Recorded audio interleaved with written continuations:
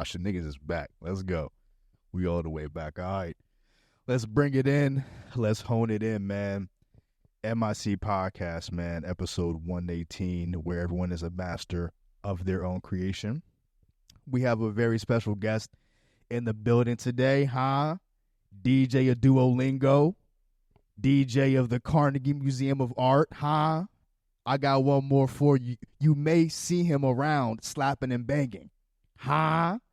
We got DJ Arie Cole in the fucking building, man. What's going on, bro? Chilling, man. Chilling. Thanks Good for to fucking see you, man. Good to chop it up with you, man. Yeah, thanks for. I mean, it's good to be here. Nah, man, for sure. And like, just within the city, if you're not in tune for any reason or like been hiding under a rock or whatever, I'm sure like you're faced that people who have been throughout the city for like a good number of years now, will recognize or like have come to love in the DJ space, man. So again, it's just gonna be really dope to hear how your career grew, you know what I mean, and just like kind of seeing your journey, really just in the city, man, and just like how you came to be, bro. Yeah, for sure, bro. Thanks. I mean, it's great to be here and be able to talk about it. So yeah, definitely, man. So I mean, just jumping into it, bro. From what you can like remember, how did like your relationship with music start, and then like how did that evolve into like you become the DJ? Yeah, I've always just liked music. Yeah. I remember like sneaking to listen to the radio, Facts, yeah. things like that. Yeah. So it was just kind of natural. And when I graduated from grad school, I was trying to do graphic design and stay in the arts, but it wasn't really working. And I just kind of stumbled upon a YouTube tutorial on DJing. Okay.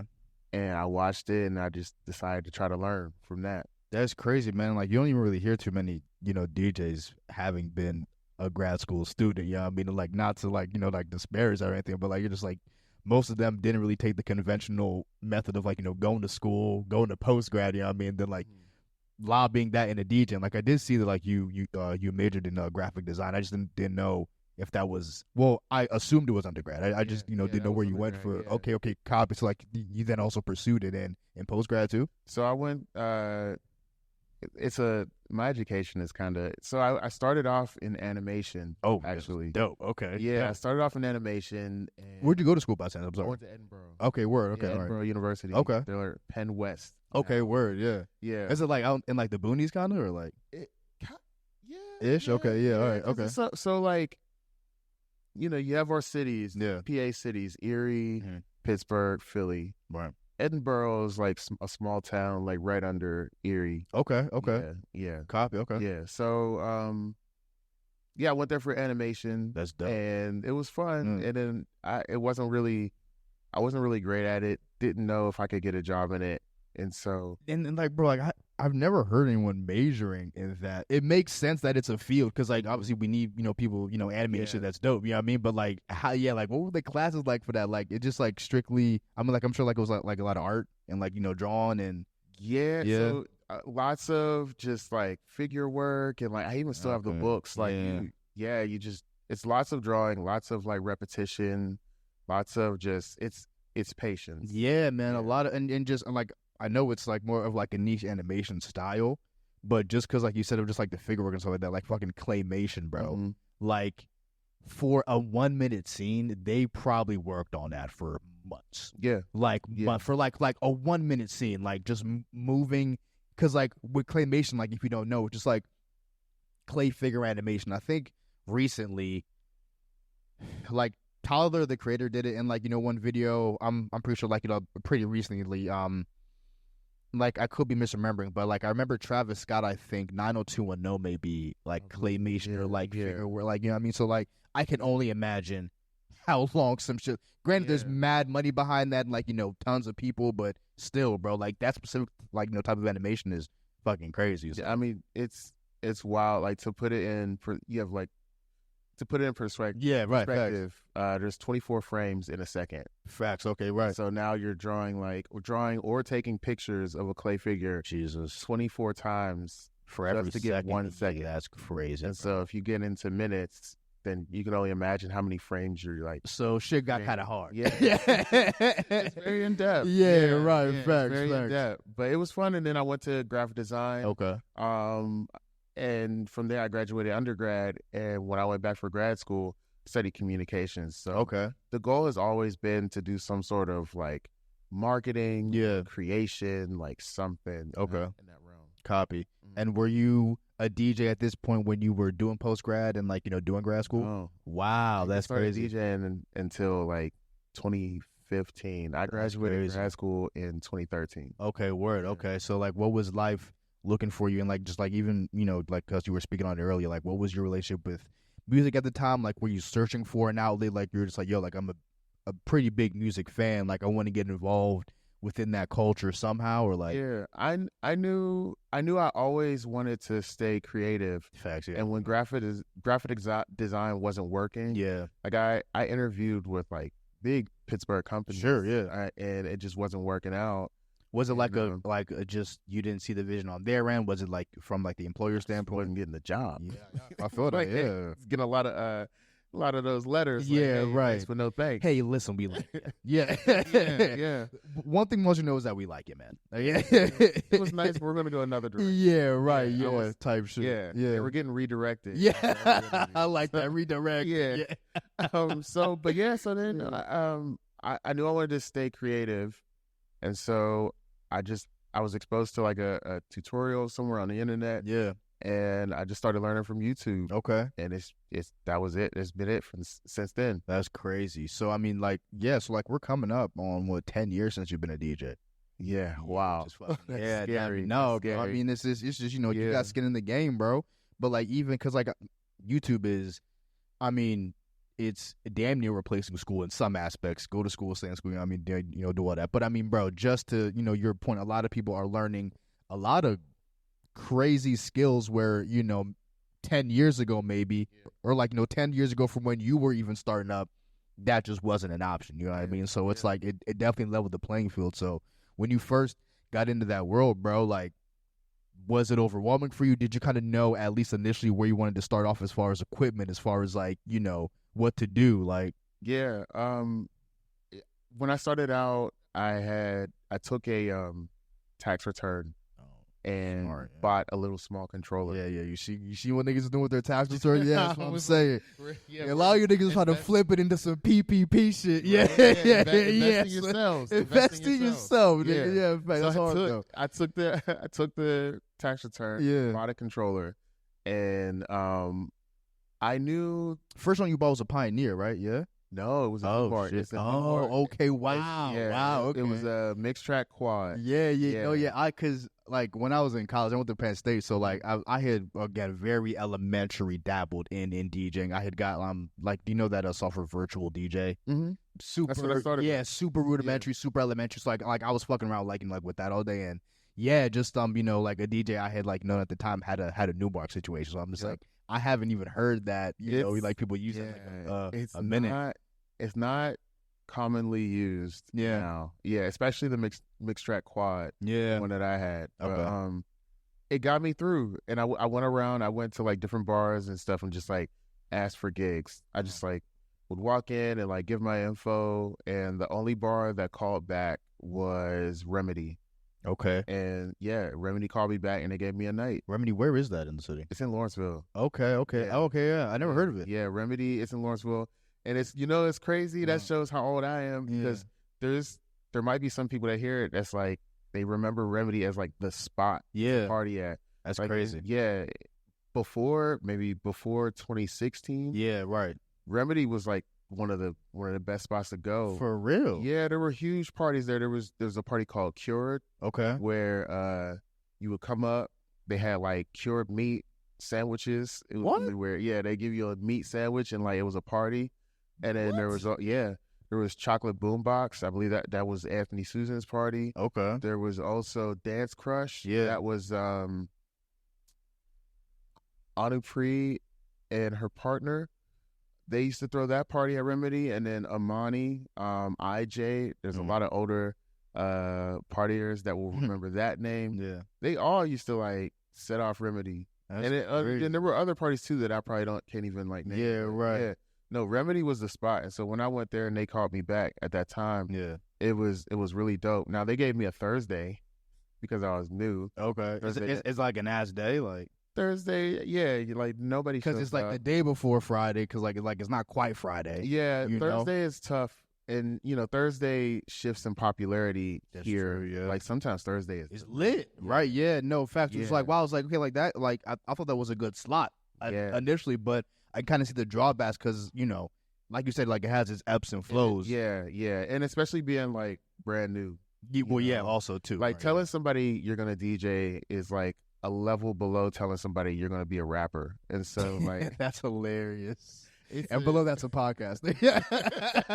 Oh my God. No, I don't know, man. Podcasts are shot up the rankings. Well, like, y'all might be worse than some people you're a rapper now. No, but like that ass though, right? That ass though. No bullshit though. Like you tell someone you got a podcast, they look at you like, all right, nigga. Yeah. But I'm telling them that like you're damn near a rapper now. Like, right? Exactly. But it's it worked out, and I invited a bunch of people, and like my roommates at the time came. Someone who years and years later, I ended up DJing their wedding. That's crazy. My very first gig. Wild. But that's crazy. We had like a good group of people, and it was nice. But a Thursday night at Remedy at that time meant nothing. They were giving you a throwaway night, but it was a good night to like see what you really wanted to do something. Yeah, you could, and I think I did that night maybe like between 3 and 5 times. But after the first time, that was when Neil hit me up to do Slappers and Bangers. And that was when we got started with that. Okay. And we'll definitely get into all of that. I just want to take people through. So I mean, so like, those first nights of Remedy, what was that like? I mean, like I even have a question here, and like you kind of touched on it, but like, was there anything outside like obviously like the super technical, master level shit that like you maybe had a learning curve on initially, or like did it all come pretty natural to you, like, or did you have like an affinity for it? Yeah, so at that time I stunk. Yeah, I mean, sure. I didn't know it. I used a lot of YouTube, and I watched a lot of like bad tutorials because one of the drawbacks from learning on YouTube is you don't know what you're learning is bad until you try to use it. Yeah, like out in the field, that's where you So there is a learning curve on top of the learning curve. So I went out there using the sync button to like do my mixes and stuff, and like which is frowned upon. Yeah, I use the sync button now, but for different reasons, and because I'm good at DJing, I have a reason. And you get to justify your sauce. But in the beginning, new DJs should not use the sync button. Why is that though? Because you should learn.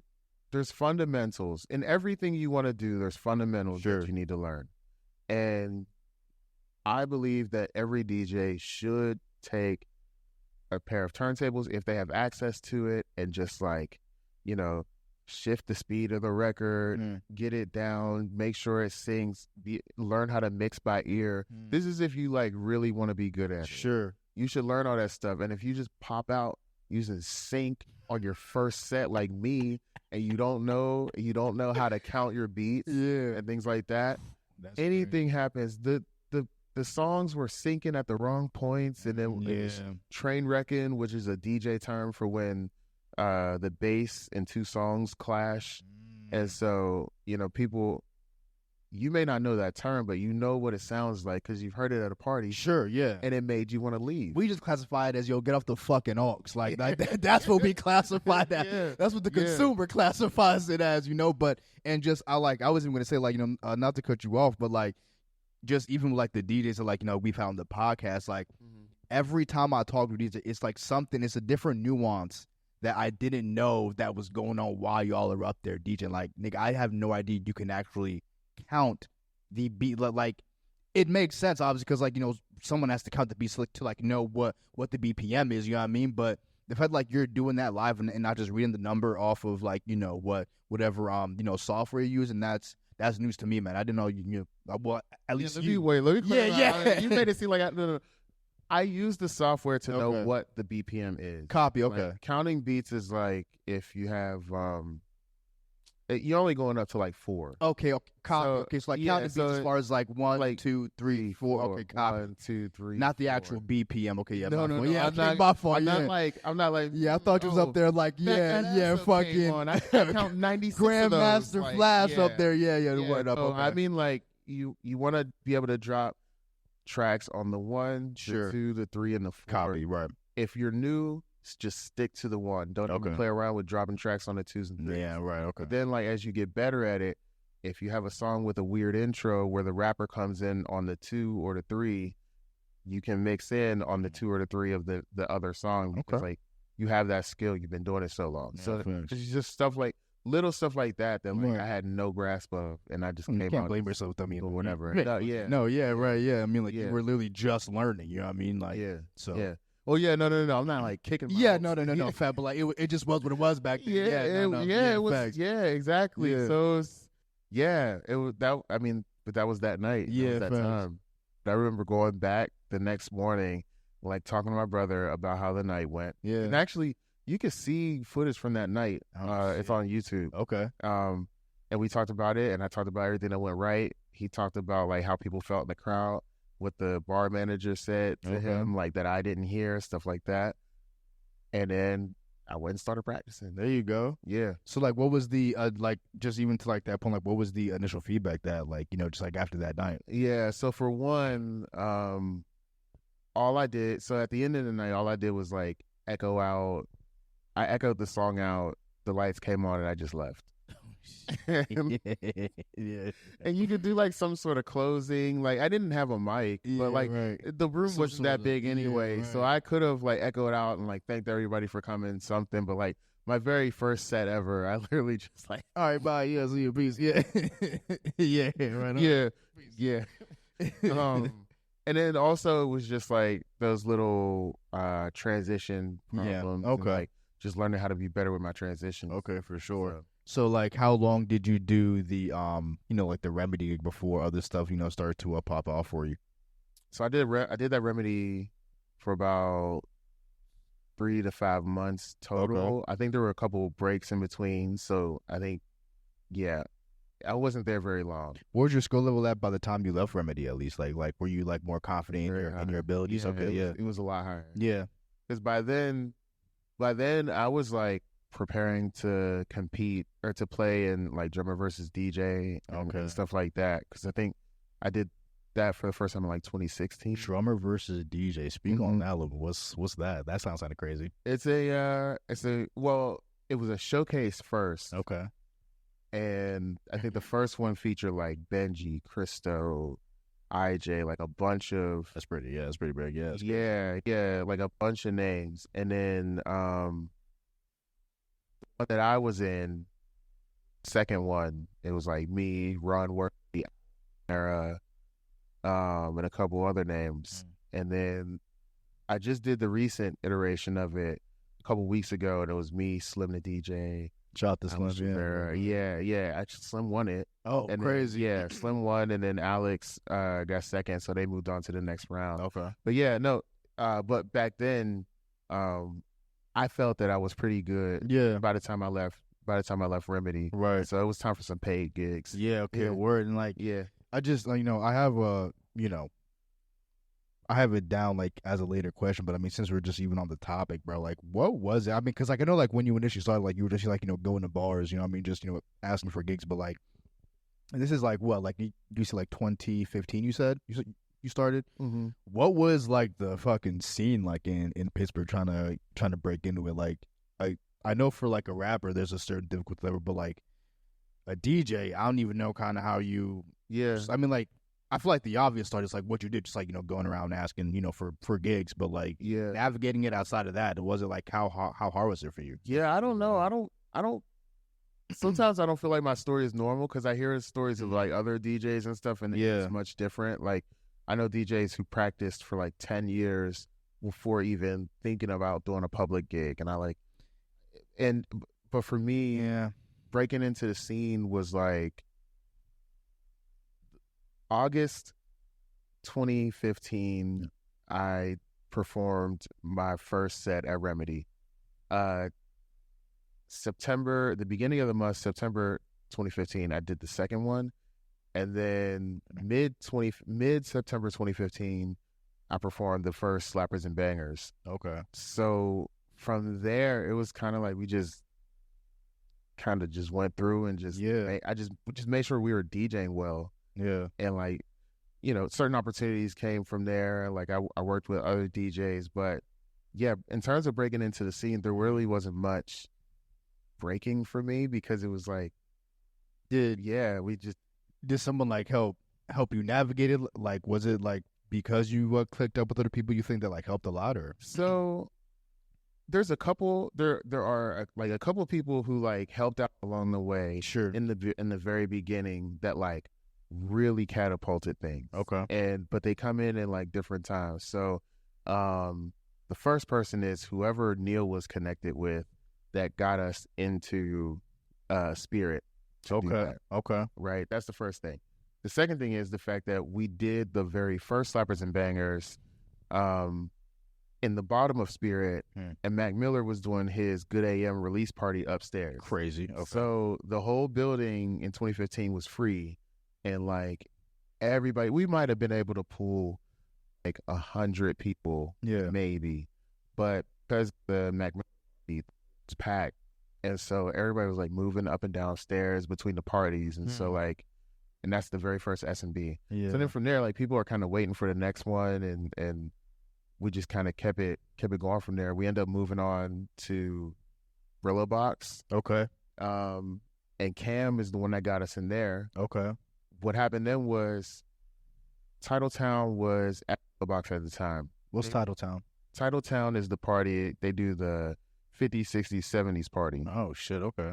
Yeah. So they left and went to Spirit. Brillo Box was looking for a new party. They needed something. And my man Cam worked at Espresso Amano at the time. And he was served one of the bartenders at Brillo Box. Okay. Bartender came in, was like, just, you know, barista talk about work and that stuff. Yeah, so-and-so left. We need a new party. Cam was like, oh, well, my friend Ron DJs. He has a party called Slappers and Bangers. That's crazy. And she started that. She connected the meeting with us and the owner. And then we ended up at Brillo Box. And that's where, like, the first Slappers and Bangers, like, take off really happened. Like, people that talk about the Brillo Box day, like, they were, I mean, that was where we first threw our first, like, Metro Boomin party there. And, like, we would like honor different artists. So like if an artist was having a run at that time, like we did like a Nicki Minaj sort of thing where it wasn't like, hey, we're gonna play Nicki Minaj all night. It was we would treat it like a magazine where like we have all this music at the time, right? I Love McConan and whoever else was hot, Fetty Wap, whoever was hot, like in that, you know, those are the names. And then, but if Nicki's on a run at this time, then we're gonna sprinkle in like a little more Nicki than normal. Sure, right. And like, so you get this. They're gonna be like the nucleus that which you kind of play off of. Like it won't necessarily be just that, but they'll be the centerpiece.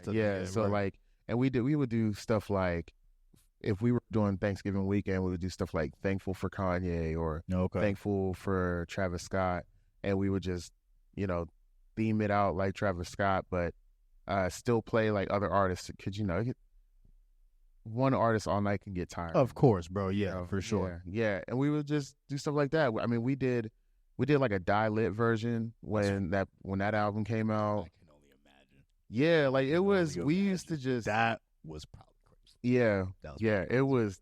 Yeah. That was probably crazy, yeah, bro. Especially that album. Like, what are we talking about? Yeah. What? Yeah. So, I mean, it was fun, but that, you know, those are like some of the key people. And like, I feel like I got so far away from the question. No, I mean, bro, it's great because like just even with you, like I would kill to hear just even Long Time in a spot today. Like, bro, Long Time, like, I don't know, just really anything off Die Lit in the function would go fucking crazy. Yeah. I mean, that, it was crazy. But no, to get back to your point. That was kind of how we like got into the scene and broke into the scene. Right. Like I would always use Slappers and Bangers to get leverage other. Yeah, absolutely. So like for sure. I realized early that like people really liked S&B, and people who in corporate Pittsburgh, come and people in whatever Pittsburgh come, people in nonprofit Pittsburgh come. Yeah. So I was using those connections to like book weddings and like book corporate events and things like that. Right. Yeah, it's really like symbiotic. Absolutely, right. Nah, man, that's why you're crazy. Just even with like, and like, I just, want your opinion, because again, like, you've seen the scene just evolve and change. So like, just maybe with any DJs that like are coming up now, is there any difference in the scene, or like would you say, is it easier to like, come up if you're starting to DJ in Pittsburgh now versus like when you started, and for what reason, like, you think it's easier? I think it's a little easier because there's a little bit more corporate and nonprofit money in it. Okay. And there's more entities that are trying to like have entertainment. Like people want events that bring people out of the house. Sure. They really want it, because after COVID, like, people are leery about going out the house. And I understand that we don't really worry about COVID as much anymore. Yeah, for right. better or for worse, no matter how you feel. Yeah. But our behavior changed. Absolutely. Like, in that period. Our behavior just changed. Yeah, right. And so there's entities that are throwing events, and they're just trying to crack the code on like how you get people out the house. Yeah. How do you get people to like want to spend time? And so if you're a DJ who has a buzz, who is fun, that's how you break in. You just be fun and like be somebody who people want to hang with. Yeah, right. Because all these places will invite you. Because people, they want the people to come with you. Yeah. Now they need to, do their own money. Sure, absolutely, right. But yeah, if you could show that you're somebody who people want to be around, yeah. You think that wasn't necessarily the case when you were coming up? I think it's always been the case, but now the difference is that I think the way events are done has changed, and at least for me, like, my eyes are a lot more open to like all the different entities that are throwing events. Okay. Like when I first started DJing, it didn't feel like everybody was like throwing an event with a different sort of DJ. Right. But it feels like now, like, every event has to include a DJ in some way, or like. I mean, like, just like, not to cut you off again, but like, just like, even to that point, like, who were some of the DJs that were around when you were coming up? Let's see, who was still DJing locally heavy? Well, there was Dance Crush. Who else? I'm not familiar. I'm just, nodded along. I'm trying to think. Alex Rivera, he's been around longer than me. You mentioned him, yeah. He had been in. Is he still doing this thing? He's still around. Yeah, he's still here. Yeah. He has a residency at Cantina, Round Corner Cantina. Round Corner. Okay, I'm not even to that spot. Yeah. Where's that at?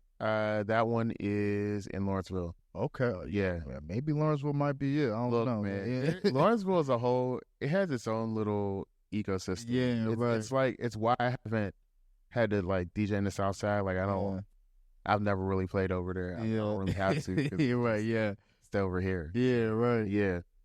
But man, let me think about Sure. that. Sure. Yeah. No. Like, no. Yeah. You don't like, cause like I was just interested on like the scene of like what was it like when you was coming up? Oh no, that's it. Slim was around back then too. Okay. Slim was around early on.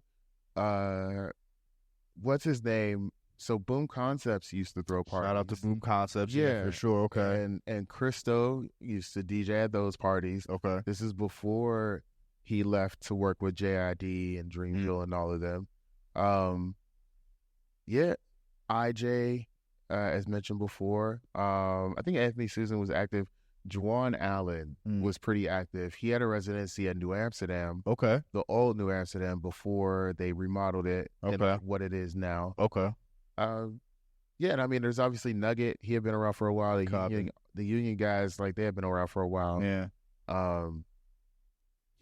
Man. But like, that was there was a lot of them. But but there's like so many new DJs. Yeah, so many. I know. Yeah, for sure. Yeah. That like are just starting, or like have kind of been in the mixture for like a few years now, like, or just starting to find their swing, for sure. But that's definitely interesting to hear. Like, you didn't like.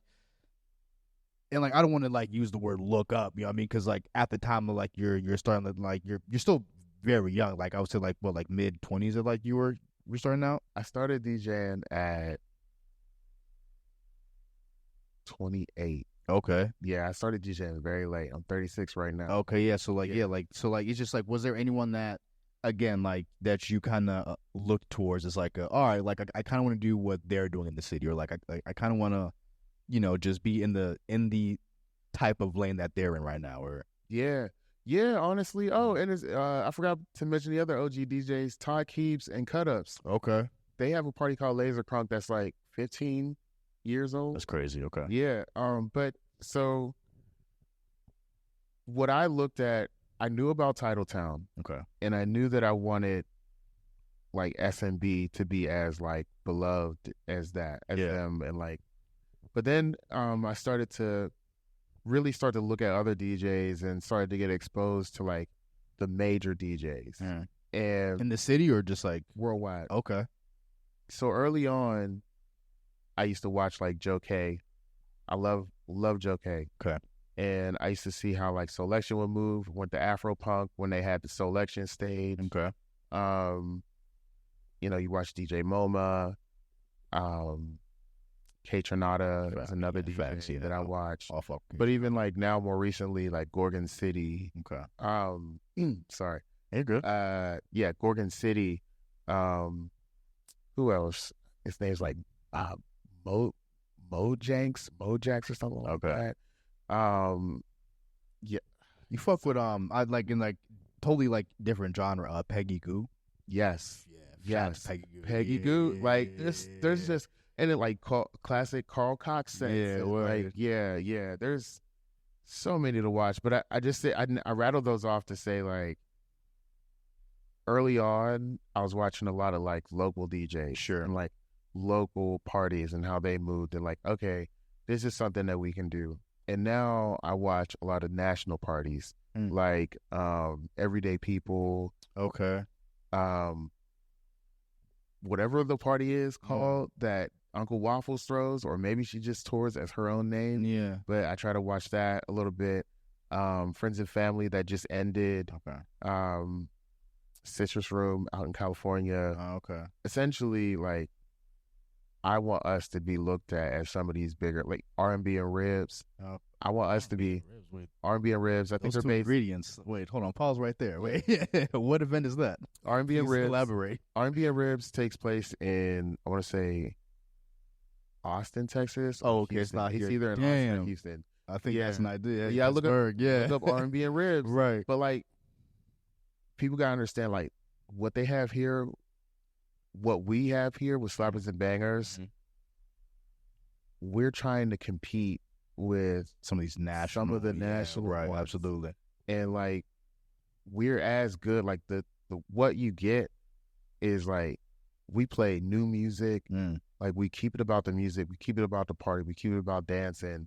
Like all the memes that you see and the discourse on like being sick of people playing the same songs and the old music. Right, and, like, man. Tell me about it, bro. All those videos. I'm a big proponent of that. It's just like, yo. Annoying. All those videos about people talking about like, hey, play some new stuff. Yeah, right. Get ready to play some. Yeah.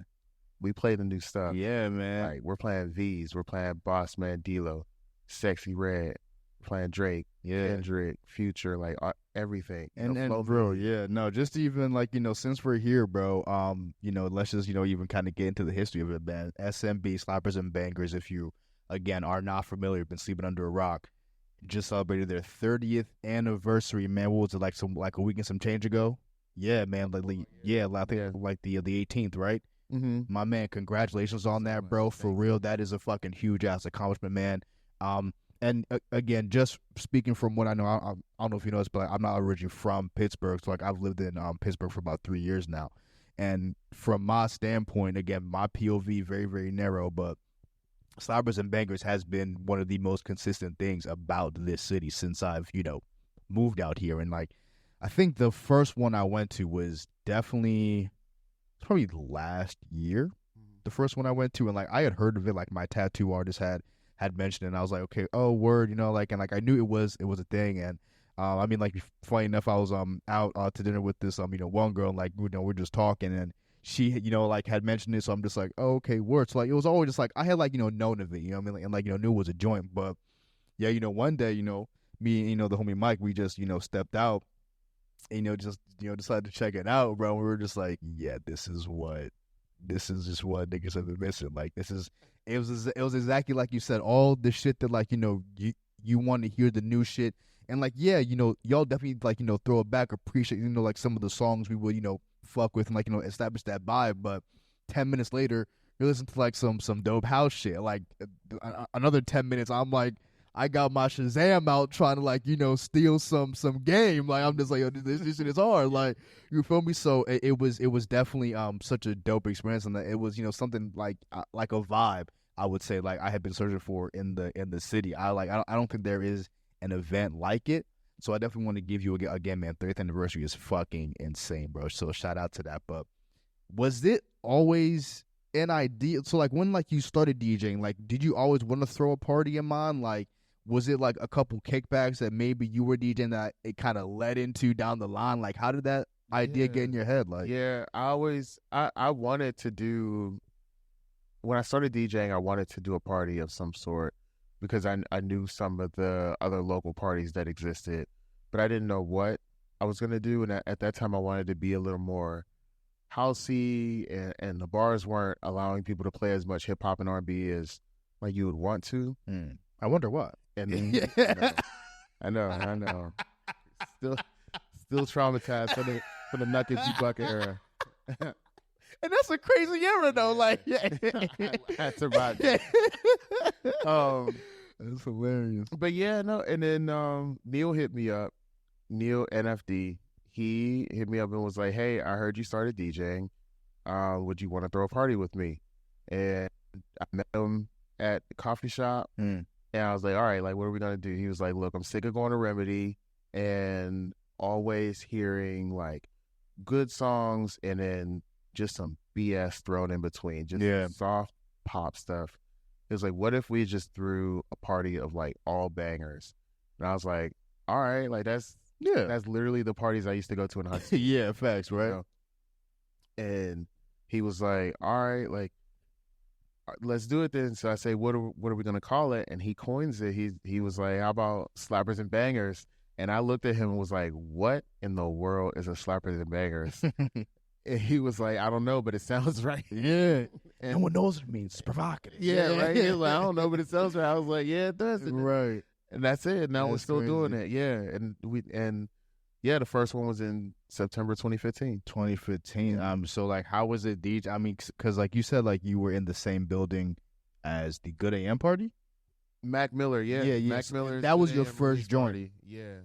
Was that like? Did you, or like when you guys were setting it up? Did you know that Mac's joint was gonna be there, and like you were just trying to feed off that, or did you book it initially thinking that like you were gonna have like a pretty good turnout, and then all of a sudden like Mac Miller's fucking thing is upstairs? We booked it. We booked it just looking to throw a party. Okay, word. And the Good AM party got announced like the day of. Oh fuck! Yeah, I mean, which also shows you what kind of pull Mac had. Of course, yeah. I mean, they announced. Sure. Yeah, he announced it like day of. No prep, no need of I'm pulling up and pull up.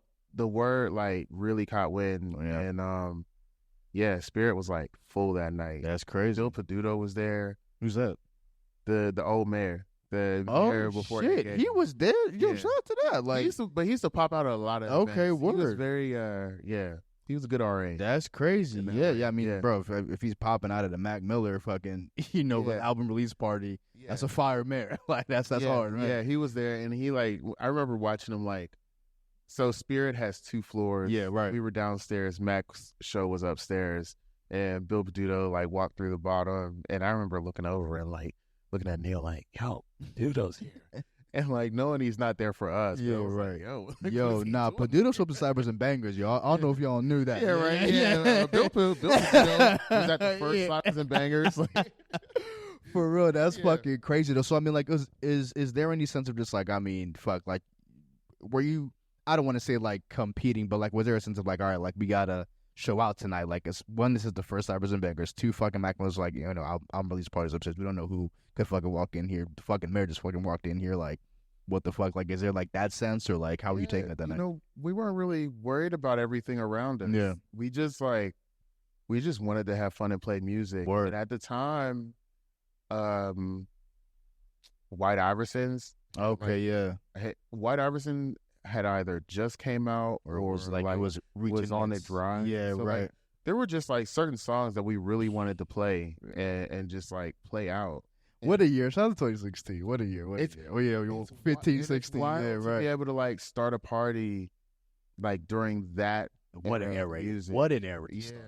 You definitely picked the records. Like, you even kind of came like a little bit before, like probably like the mid to 2015 point, like those vibes were like trickling in. Yeah. You know, so like by 2016, you're already in the swing of just even DJing yourself. Yeah. And now you got just more of a canvas as far as like what is out. You know what I mean? Again, White Iverson. When that was coming up, it was just a different energy. It was a different energy. It was a different energy, bro. Like, yeah, shit is crazy. And even like you think like the soundtrack to the first couple S&Bs was like Dirty Sprite 2. So we would play that. Like, we would play 30 Summer 16, like it was all that. Yeah, and then you're right. Like by the time you get to 2016, you get like the Migos, Bad and Bougie. Exactly. Like there's just like. When did Cardi's first album drop? Who's Cardi's from Playboy Cardi? When did was that 2016 too? 2017. It dropped. Okay. I think it dropped the same day as Damn. Oh shit! Okay, for real. Okay, I thought it might have been before that, but I mean, no. To even your point, I mean, yeah, bro. Fucking DS. I mean, bro, DS2 alone. DS2 alone is. I mean, come on, so that shit is crazy, son. Yeah, sure. Yeah, it was. Yeah, those. I mean, those were the times. Definitely the times. I mean, it's like, what was the? I mean, obviously it was good. 30th anniversary. You know what I mean, but no. Oh, so to clarify, it's not our 30th anniversary. The Warhol. Oh, okay. It's the Warhol's 30th anniversary. So, yeah, the Warhol Museum was celebrating their 30th anniversary. Copy. Okay. And they booked us to DJ that joint. Okay, copy. Okay. And so, I mean, that was a privilege in itself because, I mean, that's being put up there. They got the Cause exhibit. Like, the 30th anniversary celebration was the Cause exhibit. Okay, yeah. The Devo and Slappers and Bangers. It's like, to have your name. It's fucking creepy because like I was even trying to work it out. Like, did they throw 30? Like, obviously they haven't been around 30 fucking years. But did they? Yeah. Obviously not. Yeah. So it's like was that like the amount of parties or like the you've done up to this point? But okay, that makes a lot more sense. It was the Warhol Museum celebrated 30 years. Copy. And they brought us on to DJ their 30th. Nah, for sure. I mean, but just even to that point, I mean, Cypress and Bangers is coming up on 10 years, bro, which is fucking insane. Yeah, that's insane, bro. Like, do you guys have anything planned for that? Like, we're working on it. Okay. We have lots of ideas. Yeah, right. So we're trying to 10 years. It's dog. I mean, at this point, NFD is like my longest running coworker. You know, I my longest job outside of DJing was working at a bank. Okay, I did that for 6 years. Yeah. Okay. So, yeah, I've been DJing / doing S&B. To do it that long is like, wow. I mean, dog, and again, like you started later than most. Again, like you were still young when you started, but I mean, like 28 is still like very very young, to start something. So, but I mean, bro, to just even look back, hindsight being 2020, you just be like, damn, nigga, like this is this shit is fucking crazy. You know what I mean? But like after you do that first S&B, like what was the feedback like? Was it just like momentum pretty much from then? It was good. Yeah. People really enjoyed it, and we had that momentum, and we were able. Actually, the second one we did, Mobb Deep was upstairs. Get the fuck out of here, bro. That's crazy. Yeah. That's wild. Yeah. So Mobb Deep was upstairs, and we were downstairs. And they say Pittsburgh doesn't get shows. Hey, shout out to Mobb Deep for putting on the Pittsburgh. That's crazy. Yeah, that's wild. Yeah. But yeah, and then by 2016 we were at Brillo Box though. Okay, what were they doing? Like was it like another party upstairs? Or what was Mobb Deep doing in there? They were just performing. Oh, shut up! Performing. All right, word. Yeah. I mean, it was. I heard the show was. I mean, we were downstairs doing our thing. Yeah, facts. But like they were just also in the spotlight, vibe and not. But that's what. And this even real quick, like I forgot to ask you, how'd you come up with your name? Arie Cole. Yeah. So it's so my name is like just Arie Cole. Yeah. I don't do any sort of like DJ in front of it or anything. And it comes from my real name. So my real name is Ronald. So that's R. And then my middle initial is E. So that's the first name of the DJ name. Yeah, right. Okay. And then Coleman. It's just like your last. Okay. Yeah, so that's fine. It's literally my initials, R.E. That's fine. Like, did you choose to spell it out, or like did someone? Yeah, I just chose to spell. That's hard, bro. Yeah. Nah, that's not. That's fucking crazy, bro. So I know you do a lot of work with Sweet Leaf Cough as well. Mm-hmm. Yeah, the DJ. How link up with bro, and like, when did you start DJing at Slappers? Because like he like kind of like, I don't know if the word is opens up for you, but like he kind of does like the initial set, right? And then like you come in, right? Yeah, so he's NFD. Okay. It's a little confusing. Okay, word, all right. So Sweet Leaf Cough is his Instagram name. Yeah, right. His stage name is NFD. Okay. And then I mentioned him early. Yeah, but his real name is Neil. Copy. So if you've heard me say any sort of Neil, NFD, that's all the same person. Yeah, for sure. Sweet okay, copy. So not, and shout out to NFD, Sweet Leaf Cough. However you want to be addressed, brother. But yeah, I mean, just kind of speak to y'all's relationship and just like just how pivotal it was to getting SMB to like where it's at today. Like just like as far as DJing, how is y'all's dynamic when it comes to that? Like, do you guys collaborate at all? Yeah. Or? So our sole collaboration is Slappers and Bangers. Yeah. And we switch off. So sometimes we switch off hour by hour. It's a 4-hour party. Okay. So like sometimes I'll start off at 10 o'clock. Copy. And then he'll go second and close out the night. And then sometimes he'll start it. I'll go second and close out the night. It just depends. If we have a guest, we'll figure out how we both get equal time throughout the night and stuff. But our dynamic, we just kind of, I don't know, at this point we've been playing together so long, we just kind of, he knows what kind of songs I sort of like, so he won't play them sometimes, and vice versa. But like, we also know what songs we've already played. We kind of keep track for each other and stuff. Okay, so it's really, we look out for each other. Yeah. And it's really dope. And he's getting married, so early congratulations. Hey, shout out to that, bro. Yo, congratulations, my nigga. That's crazy, bro. Nah, super dope, man. So, just as far as like when you guys initially met, like, how did you guys like initially link up? When we met, he was a bougie vegan, and yes. Oh shit! We were both managers of stores. Of Crazy Mochas. Okay. So Crazy Mocha used to have stores everywhere in like East Pittsburgh and like. That's a PA franchise, Crazy Mochas, or they're gone now. Damn. Yeah. Okay. Work. But so we worked at separate Crazy Mochas, and then they had like a manager meeting, and we met at the manager meeting. And what the fuck? That's crazy. Yeah. What the fuck? Yeah, that's hilarious. I love that though. And they had pizza, and I remember at the time he was a vegan. I see this like pizza, like large pizza, small personal. And I'm like, what is that? And so he says, oh, it's a vegan pizza for Neil. I'm like, nigga fucking up the vibe with the vegan pizza. Like, vegan pizza. I don't know if I fuck with this nigga now. Yeah. But since then he's grown. He's back. He's back to eating meat. But. That's about, bro. Just even like a little quick story, bro. I was pescatarian for like 4 years, and Mike was always like, bro, like, why the fuck you pescatarian? Like, initially, like, I had just done it because like I had tried to be vegetarian, and like obviously that didn't fucking work. So I was like, all right, like, I could probably do the pescatarian shit. And I just and like that was really it. Initially, like, it was I was like trying to like watch my weight and just like deal with that. And like initially that was the reason, but like by like month 9, it was like, nigga, what are you doing? So I mean, I just like stuck to it for like 4 years, but like for like year 4, he's like, no, we're gonna help you grow from where you're at. Yeah, I mean, and so we had the owner of Dirty Bird's Chicken on, and like she brought a playthrough, and that was the first time I had chicken in like 4 years. Like, I didn't look back since. Did you feel like you missed anything? For sure. No. Once I was back, I was like, yeah, no, this is not. Niggas were bugging. I get it. When I was back, I was like, no, niggas were bugging for sure. I'm not gonna lie. Like sometimes I'll do like a vegan meal. Like, sometimes I do take breaks. Yeah, right. But not anything lengthy. Maybe like 1 to 2 meals. Yeah, facts. A long length of time. No. That's fucking up. Not to throw you off on your story or whatever. But that was the story. Okay, so like I was at the joint, then like you pretty much got it from we there. met there, and then when he found out that I DJ'd, he just hit me up and was like, "Hey, you want to start something?" That's crazy. And we just started. Where was he in his DJ journey? Like, did you know? Like, was he like a little bit more experienced with you? Oh, for real? Oh yeah. Let me tell you, like Neil. This is why Neil is goated. He had the idea for S&B. Yeah. He hits me up to do S&B, and then he goes on Craigslist and buys a controller that he shoes just so he can DJ the party too. Yeah, right. And then we end up with what we have now. That's fucking crazy. Yeah.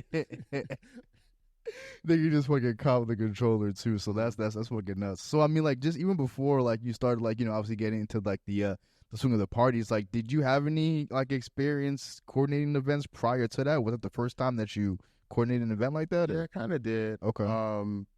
I think I was an RA in college. So okay, word. Events and stuff. About the chills RA in the fucking word. Nah, yeah. Honestly, I knew I would have been good. Yo, if I see Arie come out the RA, yo, we good, bro. I was the best. Yeah. I was the best ever. We lit. I used to tell people like, yo, don't make me. That's what I'm saying. Right? Yeah. No. That's the exact vibe out, bro. If I was RA, listen. If I didn't see that shit, man, yo. Yeah. Whatever. Like, don't make me. They knew I was there for the room. Yeah. They knew what I was there for. They knew I was there for the room. Facts. Like, I'm here for the room and don't make me do it. Please. That's fucking cool. Okay, copy. Yeah. So I mean, shit, do you I guess you do as an RA, like, coordinate events for like the dorms. Yeah, so right. We had to throw events. Yeah. So like you get that practice to like organizing things. Yeah, facts. And sometimes, and this is a realization I had honestly, like after, because sometimes I have to sit down and think about like, wow, like, you know, we've been doing these things and there's a bunch of skills that I've had to gain that I didn't really think I had before. Because essentially, like, we're entrepreneurs at this point. Yeah. And I realized that there's so many little things I've done throughout my life that like has helped me like for sure, definitely. And like event planning, yeah, like we used to have to put in orders and like make little flyers and stuff. Yeah, right. You know, outside of the fact that I was already doing design, so then like I'm sure that helped a lot. Yeah. And did you do like a lot of like the graphics for SMB? Is that you? Yeah, I do a lot of them. A lot of them. So Neil does some of them. Yeah, I do some of them. The Brillo Box days, I did about like probably like 98% of the Brillo Box. Yeah, respect. Yeah, and those were the ones that were like mostly illustrated too. Dope. And so, but yeah, so that was the experience. You know. Yeah, right. Yeah, and then just in terms of connections, you know, DJing is a game of connections. It's literally, like always. No, literally. Just like, I don't know, you're an RA, you're the cool RA. You just shake hands. No, but yeah. Honestly, though, you're like the Pope, damn near. You're just. Right. Exactly. Real shit. I don't know, man. I mean, bro, like, again, Cyber Banks is coming up on 10 years, bro. Like, was there a moment? Because, like, obviously, like, the first one was big, and like, it sounds like it went very well. You know, just throughout the history of it, what was the party that made you kind of be like, okay, no, like, we have arrived? It was 2022 when we filled up Trace. Okay. I mean, you did it a couple of times, like, which occasion? Yeah, but so we started doing Trace in 2021. Okay. Trace gave us 2 dates in 2021. And it was August 2021, and then we did September 21. That was our 6th anniversary. Okay. So think about it like this. 2021, we did our 6th anniversary in their beer garden. Okay. Good results. Yeah. By the next year, we had to do it in the alley. And the run-up to that was Memorial Day 2022. Okay. And just filling that place up and just people erupting, going crazy. Like, it was, that day was just so much fun. And I think, like, a lot of things stem from that, too. Like, I think that was the party where, like, actually, no, it wasn't. Cam did this video where he, like, put a sad face on people. It was, like, a filter. Okay. And he pranked people. And, like, it was just, I thought it was the same party. It wasn't. Okay. But it's ultimately, Memorial Day 2022 was the party that really, Okay, and like that don't happen in the alleyway, and honestly that may be where, just again for me, not like like a non-local, but like again I've been here for 3 years, but the aesthetic of SMB is that alleyway is just packed. I feel like that is just like kind of the image when you say SMB like that. So like, do you think that is kind of like when that jumped off? And like, if it is, it makes sense because there's just so many instances. Sure, yeah. I mean, that first alley party we did, right? That was the one where we had it was me and Neil, residents, and then we had 4 guests. So for each anniversary now, we try to do this thing where we get 4 guests and they each do a 15-minute set. So it takes about an hour. So that first time we had Slim the DJ, we had DJ Bamboo, Yamez, and DJ Shay. And DJ Shay is from Baltimore. Okay. We knew that with all these dudes and all this testosterone, we needed something to level that off, right? Yeah. Yeah. And like, I understand we were just trying to get people up there. Absolutely. And we needed somebody who could play on our controller, because for a 15-minute set, you can't be switching out equipment, switching out, do all that crazy shit, right? Yeah. Yeah. And we had somebody who ended up dropping. We had a couple of people who just never hit us back. And I think I low-key was at when you maybe tried to do this the first time. It was like, like last year, like one of like the last ones of like that year, like 2023. Yeah, we did one last year. Like, okay, it was different guests. It was Honey. Yeah. Shout out to Honey for sure. Yeah, shout out to Honey for sure. Yeah. But DJ Shay hit me up. She's friends with Darrell, who works at Umami. Okay, and she's like, "Hey, y'all got room?" And when she did hit me up, we didn't. And then I was like, "Look, if you gonna be up here, like, come on and play." Yeah. And she murdered her set. Fire. Murdered her set. So much so that she is a staple. We are mandated to bring her up here every year. And so that's hilarious. We haven't booked her yet. It's in the plans. Yeah. Like, hit her up and like try to work it out at some point rest of the year. But DJ Shay, that first 15-minute set that she did, and then when she came back the second time in August 2023 and did her set, I mean, yeah, she speaks for herself. Yeah. But that was also one of those parties where like you were like, all right, like, and I like collaborated with Feral Cat, Roger. Okay. They hopped on the flute and did a flute version of Mask Off by Future. And then I played the actual track, and they fluted. Flutes? Yeah. They fluted along with it. Yeah. Right, that's fucking fire, though. Like, shit like that, I fuck with heavy, bro. So, nah, man, and bro, again, shout out to, SMB, bro, man. Again, coming up on 10 fucking years. Again, I think it's, as far as Pittsburgh nightlife goes or Pittsburgh party culture goes, it's, again, one of, like, the most consistent things that, like, niggas could, like, rely on. So, shout out to that, bro. And I did want to ask you this, man. So, just even thinking about how far it's come, right, and just even looking at the Pittsburgh nightlife scene, culture, like, whatever you want to call it, you think at this point SMB has filled the void that, that you and NFD maybe saw there was to fill when you initially started? Or at this point, do you think even with SMB's place in the culture, there's still work to be done?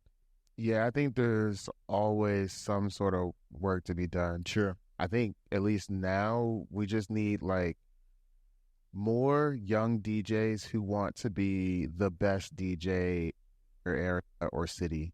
And I think that, like, when I first started, I had a controller and I thought to myself, I don't have to do turntables or anything. I'll be fine. Like, I can just get paid and do parties. But I think that at some point, like, you really have to worry about like getting better and like try to scratch a little bit, try to work on your transitions and stuff, and just and make sure your library is like new and up to date. Right. We just need more younger DJs who just like really want to attack it, because there's generations of DJs who did attack it. Like, there's Big Phil and like his generation, so that's like Selecta, and Black Steel. There's another generation of DJs like DJ Nugget, PDC, and all of them. And then there's like a generation that's like, you know, Adam C is somewhere in there. I'm after, there's Jets for, there's DJ Red. But like, we need new DJs who want to be like good turntablists, who want to be great on CDJs. Yeah, right. Who want to be like just really good well-versed on this instrument. Sure. Yeah, yeah. And we need more women to just try to DJ too, because y'all are the tastemakers, and that's true. And look, if you can DJ well, it's already a step up. You'll have a leg up on so many male colleagues and stuff, because men's music taste when it comes to parties are because it's 8 niggas around a blunt trying to pick the vibe. It's just like, it's niggas crazy. Like, wait, we can't establish a universal vibe with one backwood and 8 niggas. Like, no, that's the reason why. That's the reason why we're where we're at. Yeah. But no, yeah. So I just encourage people to try to be as good as you can be as a DJ. And women, look, you got a million playlists. Just start DJing. Yeah. Start DJing. Facts. Find a way to start. Yeah. Is there any young talent that, like, you may have your eye on that, like, people in the city may not be aware of? Or in terms of like younger talent, QRX, DJ QRX, I think he may have done something at like a cyber, like I think it was like one like the last ones. Yeah, he's done a couple last year. Yeah. The one that Thunderbird was yeah. I think it was at that one. Yeah. So we had him. Well, he's the younger DJ. Madame Trio's the younger DJ who's really good. Maya Universe. Who else do I really like? I'll give you a phone. Wabi Sabi and Raw Mist. Okay. Really dope too. Okay, word. Shout out to that, yeah. bro. There was and bro, shout out to my man DJ Shu, bro. Like, he had moved. Like, I had went to one of his sets, like, right before he moved to New York. I'm not sure, like, are you gonna hit the Shu, DJ Shu? Mm-hmm. Yeah, bro. Yeah, bro. It's like I went to one of his shows. Like, I think ironically enough, he was DJing at the Museum of Art. I think like he had a gig there, and I was like, bro, like. I was fucking with this set, like it was more housey, but like I was like, this vibe is crazy right now. He's a very good producer too. And the nigga moved. I was like, bro. I was like, this is what I've been looking for in this city, bro. Yeah, well, I mean, if you're looking for I'll help y'all with house selfless promotion. Yeah. I throw a party that is all about house and disco. It prioritize Black DJs. Oh, dope. So the goal is just to have Black DJs playing house music. Now, we've had Stephanie Song, Rojas, who neither of them are Black. Okay. The ultimate goal, but we've also had Icy Pisces. And Casa, and Don McDuffie. Okay. Rojo. But essentially, this party is like all house music. Dope. Okay. Yeah, all house music, disco, dance music, and the goal is to just have predominantly Black DJs. Yeah, no, and shout out to that. And like that's hard. Like I don't even want to pigeonhole myself and just be like, that's all I'm looking for is a house vibe. But just when I was at that set, I was just like, yo, I don't usually hear this shit when I'm out. And I was just like, dog, this shit is dope. And he moved. Like, I was just even joking to him. I was like, nigga, why are you moving? Like, I was like, the city needs you. Like, you can't just be fucking going to New York. You know what I mean? But like, nah, he's out there living, man. Like, he's doing. And he's doing well. Yeah, man. No, he's doing this thing and then some, bro. So shout out to Shu, man. If you're in New York, go fuck with Shu. Bro, so I just wanted also your opinion, bro, just about, like, I ask everyone this who is involved in music, DJing, just in the entertainment, artistic culture, just like, at large, bro. Like, again, you've seen the city, and not just, DJing specific, but just like the artistic culture of the city go through its ebbs and flows since you, like, started breaking it into the scene in like 2015. So I just want your opinion, man, just on a personal note, just like what you think is thriving in the city, just in the creative community, what you think it needs worked on, if anything, what you think it has improved on in like the years since you've seen it evolve and change. And because bro, just even I don't know if you necessarily were paying close attention to like the rise of Mac and just like how the city was different from then and now, and you know what I mean. So yeah, I think the next step in what we have here is just more outdoor spaces to host parties. Agreed, bro. Like brunch vibes, or just outdoor, like people, all of it. Okay, yeah, all of it. Like people are looking for things to do outside. They're looking for reliable fun. And so I think that I guess it's twofold. The first thing is like outdoor spaces to do these things, right? But I think the other thing that people are looking for is just reliable entities to have fun with. Facts. And so, agreed. Like, safe spaces. Yeah. And at one time, you could depend on one bar, right? Right. You could depend on Shadow Lounge. Right. You could go to Shadow Lounge any night, and that was it. Yeah. But that's not the case anymore. So you got to find a DJ you like. When they work with another DJ, go to that show, check it out. And if that new DJ that you haven't heard, if you like them, follow them. And then when they collaborate with another DJ, you'll see that too. And so now you kind of